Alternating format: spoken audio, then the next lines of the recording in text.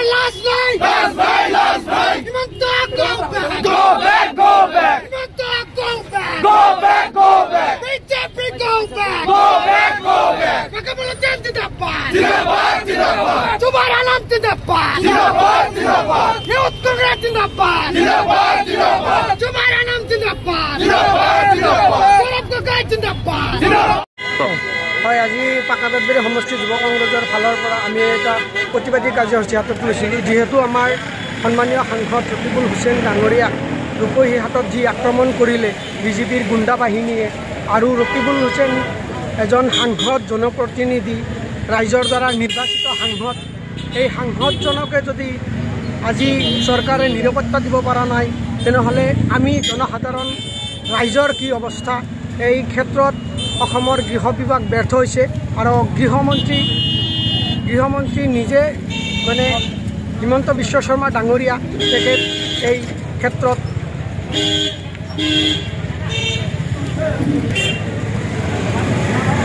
হয় ৰকিবুল হুছেইন ডাঙৰীয়া আৰু তানজিল হুছেইন ডাঙৰীয়াক যি বৰ্বৰ আক্ৰমণ কৰিলে একেবাৰে আপোনালোকে মিডিয়াত দেখা পাইছে কেনেধৰণৰ আক্ৰমণ কৰিছে ই এক পৰিকল্পিত আক্ৰমণ বিজেপিৰ দ্বাৰাই ৰচনা কৰা এক আক্ৰমণ এই আৰু ৰকিবুল হুছেইন ডাঙৰীয়াৰ যি গৃহ আৰক্ষী তেওঁক যি বৰ্বৰ আক্ৰমণ কৰিছে এই বৰ্বৰ আক্ৰমণৰ ওপৰত আমি তীব্ৰ ভাষাৰে গৰিহণা দিছোঁ এনেকুৱা ঘটনা অসমত হ'ব নালাগে উত্তৰ প্ৰদেশৰ কালচাৰ যেন আমাৰ এই বিজেপি চৰকাৰখনে অসমত বিস্তাৰ কৰিব বিচাৰিছে এই ক্ষেত্ৰত অসমৰ মুখ্যমন্ত্ৰী ডাঙৰীয়াৰ যি ভাষ্য সদনৰ মজিয়াত তেওঁ এটা ভাষ্য দিছে তেওঁ কৈছে ৰূপহী হাতত যি ৰকিবুল হুছেইনক আক্ৰমণ কৰিছে কলা কাপোৰ পিন্ধিহে আক্ৰমণ কৰিব তেনে ক্ষেত্ৰত মই এই ৰকিবুল হুছেইন ডাঙৰীয়াৰ আক্ৰমণত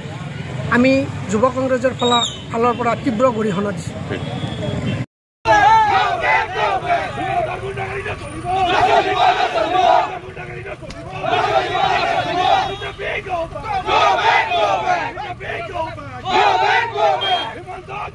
Go back, go back.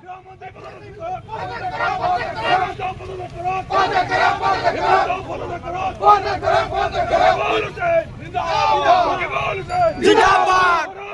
Zindabad!